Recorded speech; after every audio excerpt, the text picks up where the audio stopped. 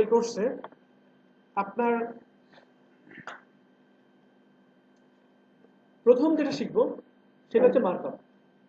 কি শিখবো? যদি মানুষের বডির কথা চিন্তা করেন, কঙ্কাল না থাকলে আমাদের উপরের যে দৃশ্য বা চামড়া বা অনেক মানুষ অনেক সুন্দর, এই জিনিসটা জীবনে হইতে পারে। তার মানে হচ্ছে আমাদের ভিতরে যে মার্কআপ এটা হচ্ছে ইম্পর্টেন্ট। ঠিক আছে? তো একটা ওয়েবসাইটের প্রথম কি জিনিস দরকার? জিনিসগুলো নিয়ে আসা, মার্কআপ করে নিয়ে আসা। যেমন ধর একটা ওয়েবসাইটে টেক্সট আসে, ইমেজ আসে, ঠিক আছে না, ভিডিও আসে, এই ব্যাপারগুলো প্রথমে নিয়ে আসা, তারপরে সাজানোর ব্যাপার যে কোনটা কোন পাশে থাকবে, কোনটার কালার কি হবে। তো নিয়ে আসার জন্য প্রথমে আপনাকে শিখতে হবে মার্কআপ। কি শিখতে হবে? মার্কআপ। মার্কআপ শেখার জন্য আমরা শিখবো HTML। কি শিখবো? Hyper text markup language. Hyper text markup language. Okay. একটা জিনিস আমি মেবি বলছি কিনা, যে ডেভেলপমেন্টের জন্য আপনি অনেকভাবে ডেভেলপমেন্ট করতে পারেন। আপনি PHP দিয়ে করতে পারেন, পাইথন দিয়ে করতে পারেন, বা PHP ফ্রেমওয়ার্ক দিয়ে করতে পারেন, ওয়ার্ডপ্রেস দিয়ে করতে পারেন, ডাজন্ট ম্যাটার। আপনি যেটাই পারেন, দেখেন আপনার ক্লায়েন্ট কখনোই জিজ্ঞেস করবে না যে তুমি কি দিয়ে করছো, সে দেখবে জিনিসটা কাজ করে কিনা, আউটপুট দেখবে যে জিনিসটা আসলে কাজ করে কিনা। তার মানে আপনি যেটাই পারেন একটু ভালো করে করতে হবে। তো ডেভেলপমেন্টের অনেকগুলো ল্যাঙ্গুয়েজ আছে, আপনার অনেকগুলো ওয়ে আছে যে ডেভেলপমেন্ট করার, কিন্তু ডিজাইনে বা মার্কআপের জন্য কোনো ওয়ে নেই, একটাই, HTML। বুঝে গেছে? আর HTML হচ্ছে এই কোর্সের সবচেয়ে ইজি পার্ট। একটা জিনিস চিন্তা করেন, একটা ওয়েবসাইটে কয়টা জিনিস আসতে পারে। এখানে খেয়াল করেন একটুকু, এটা হচ্ছে ইমেজ, এটা হচ্ছে টেক্সট, এটা হচ্ছে আইকন, আর সবই টেক্সট। এটা হচ্ছে ইমেজ, তার মানে কি 3-4টা জিনিস একটা ওয়েবসাইটে ঘুরে ফিরে 8-10টা জিনিসই আসে। ইমেজ, ভিডিও, টেক্সট, এগুলোই তো।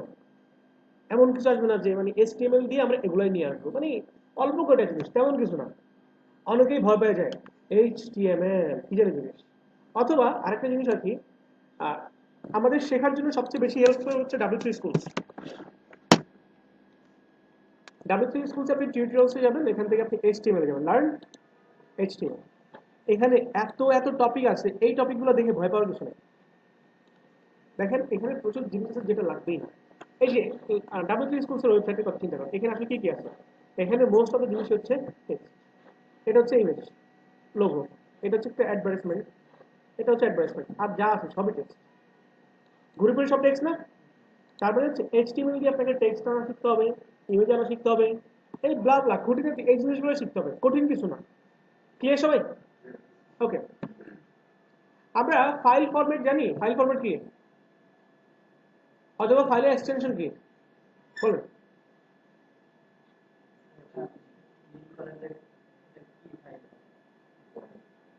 কি ফরম্যাট?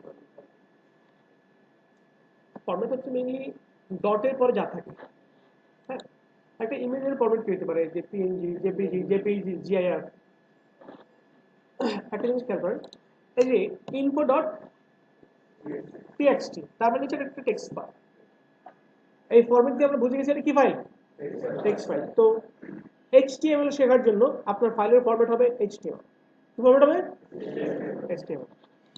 মনে রাখবেন, কোনো প্রজেক্ট শুরু করার জন্য প্রথমেই আপনাকে একটা প্রজেক্ট ফোল্ডার তৈরি করতে হবে।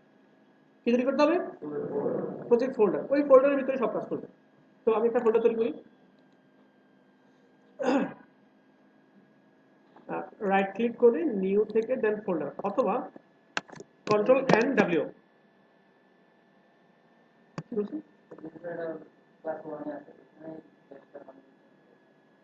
অসুবিধা নেই, আমি কি দেখাচ্ছিলাম, ফোল্ডার। আচ্ছা, জাস্ট রাইট ক্লিক করে আপনি এখান থেকে ফোল্ডার তৈরি করে দিতে পারেন, অথবা Ctrl+Shift+N, Ctrl+Shift+N, নিউ ফোল্ডার চলে আসছে। এখন ফোল্ডারের নাম কি হবে?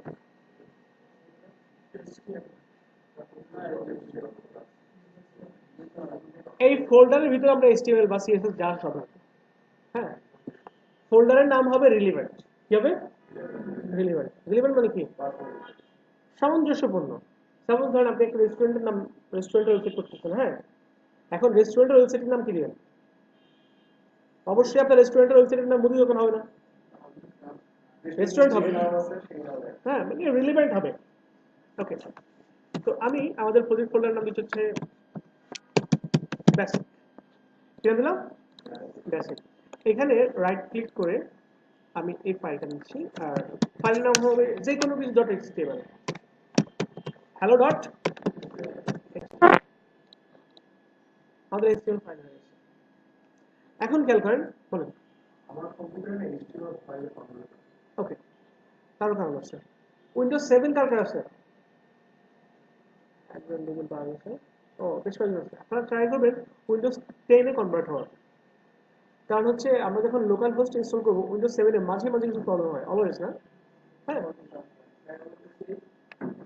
এইটা 10 প্রায় সেম, ঠিক আছে। তারপরে সবাই same Windows operating system use করবে, সেক্ষেত্রে আপনি প্রবলেম কম ফেস করবেন। তো একটা জিনিস খেয়াল করেন, উইন্ডোজ 10 এ এই ভিউ থেকে ফাইল নেম এক্সটেনশন, এটাকে আপনি যদি আনচেক করে দিই তাহলে এটা ডট এসটিএমএল এটা আসে নাই। সাপোজ আমি একটা ফাইল তৈরি করি,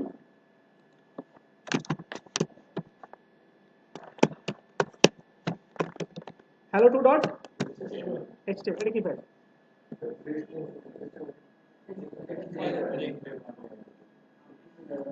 ডট কিন্তু html। এবার আপনি ভিউতে যান, ভিউতে গিয়ে এটা চেক করেন, দেখবেন যে এটা তো শেষে টিএক্সটি। বুঝে গেছে? তার মানে হচ্ছে এই ফাইল এক্সটেনশন দেখাটা খুবই ইম্পর্টেন্ট। আপনার যে html কনভার্ট হয় না, আপনার হয়তো বা সেটা টিএক্সটি লেখা আছে, ঠিক আছে।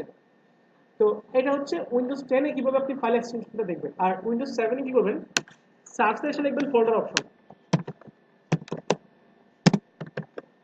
এখানে হচ্ছে ফাইল এক্সপ্লোরার অপশন, আপনার উইন্ডোজ 7 এ আসবে ফোল্ডার অপশন। এখানে ক্লিক করলে একটা পপআপ ওপেন হবে, এই যে ওপেন হলো। ওপেন হওয়ার পর আপনি যাবেন হচ্ছে ভিউতে, ভিউতে গিয়ে হাইড এক্সটেনশন, যদি এটাকে চেক করে অ্যাপ্লাই দেন তাহলে এক্সটেনশন হাইড হয়ে যাবে, ঠিক আছে। এটা অলওয়েজ আনচেক রাখবেন, বুঝা গেছে? ওকে, এগুলো হচ্ছে সোনামণি টাইপের পড়াশোনা, বুঝা গেছে? যেহেতু অনেকে এখানে বিগিনার আছেন, এই জন্য আমরা ওই লেভেল থেকে শুরু করছি। মানে ফাইল এক্সটেনশন মানে আমাদের জেনারেশনটা কিভাবে ম্যাচিউর হচ্ছে, যেমন ধরেন একটা সময় মানুষ খুব লাইক ভিক্ষা করতো, যে লাইক মি ব্যাক, হ্যাঁ, এখন আর এই জিনিসটা হয় না, মানুষ অনেক ম্যাচিউর হয়ে গেছে। তারপরে একটা যুগ ছিল যে একজনের পিসি থেকে সবাই মুভি নিয়ে দেখতো, এখন এগুলো চেঞ্জ হয়ে গেছে, সবাই এখন ব্রডব্যান্ড নিয়ে নিজেই বা টরেন্ট থেকে ডাউনলোড করে করে দেখে। আশা করি আপনারা ওই যুগ পার করে আসছেন, অন্তত টুকটাক এগুলো বুঝতেছেন, ঠিক আছে। ওকে, তো আমরা দেখলাম কিভাবে এইচটিএমএল ফরম্যাটটা আমরা ঠিক রাখতে পারি, ফাইলের যে এক্সটেনশনটা এই পার্টটা আমরা ঠিক রাখতে পারি। ওকে, তো আমরা প্রথম যে ফাইল তৈরি করবো তার নাম কি হবে?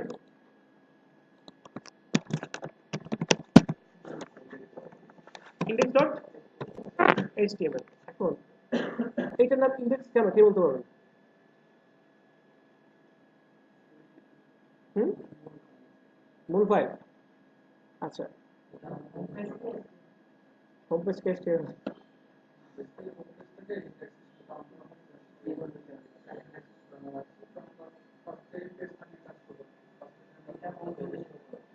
আচ্ছা,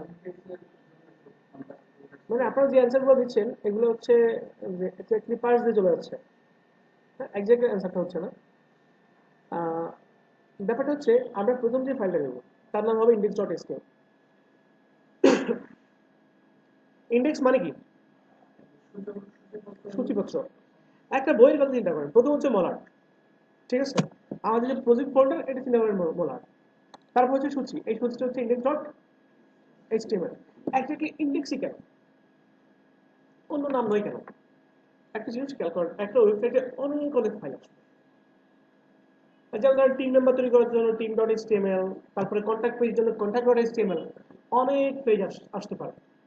আপনি যখন এই ওয়েবসাইটটাকে লাইভ সার্ভার নিয়ে যাবেন, লাইভ সার্ভার বুঝেন তো, facebook.com, এটাতে দিলেই তো আপনাকে ফেসবুক নিয়ে যাচ্ছে না, যেখানে নিয়ে যাচ্ছে যা যা দেখাচ্ছে ওটি লাইভ সার্ভার থেকে দেখাচ্ছে।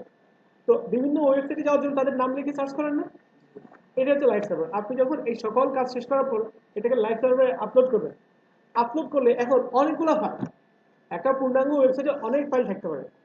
এখন লাইভ সার্ভার এক্স্যাক্টলি কোন ফাইল থেকে কাজ শুরু করবে, যেটার নাম ইন্ডেক্স ডট এইচটিএমএল, সেটা থেকেই কাজ শুরু করবে। বুঝা গেছে কেন ইন্ডেক্স ডট এইচটিএমএল? কারণ লাইভ সার্ভার এক্স্যাক্টলি তাকে ধরেই কাজ শুরু করবে। তাকে ধরে আস্তে আস্তে অন্যান্য ফাইলগুলো এক্সিকিউট করবে, ঠিক আছে? তার মানে ইন্ডেক্স থাকাটা বাধ্যতামূলক। আপনার ইন্ডেক্স না থাকলে ঝামেলা আছে। ইভেন ওয়ার্ডপ্রেস থিম আপনি ইন্ডেক্স ছাড়া অ্যাক্টিভ করতে পারবেন না। হ্যাঁ, তার মানে আপনার প্রথম ফাইলের নাম কি হবে? Index dot HTML. ক্লিয়ার সবাই?